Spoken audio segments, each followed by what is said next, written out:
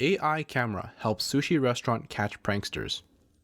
Japanese conveyor belt sushi chain Kura Sushi said that they started using artificial intelligence camera systems to capture unhygienic pranks after a video of a man licking a soy sauce bottle filmed at one of their restaurants in central Japan went viral online.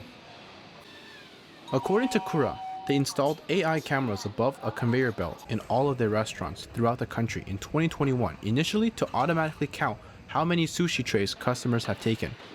In response to a recent series of pranks, the camera system has since been upgraded with a new AI function to spot suspicious behaviors, such as a tray being taken from the belt and then put back on. Once the camera catches an unusual behavior, the AI system will send an alert to Kura Sushi's headquarters in Osaka prefecture, where a team will further take a look at the recorded video and contact restaurant staff to remove that tray from the belt. I feel the prank videos have further driven restaurants away from a conveyor belt, but our company values the way we serve sushi dishes, so we would like to continue to take such measures. Last week, local police announced that they arrested 21-year-old man Ryoga Yoshino and 2 teenagers for obstructing business operations at Kura Sushi's restaurant in Nagoya. According to police reports, Yoshino put his mouth on the soy sauce bottle, while the 2 teenagers helped film and post a video on social media.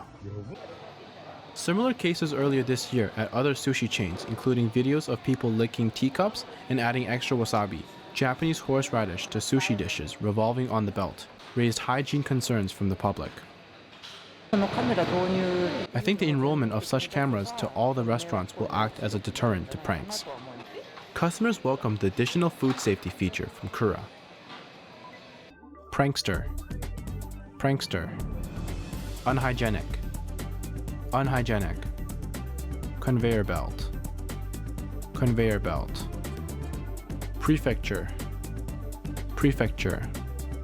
Obstruct. Obstruct.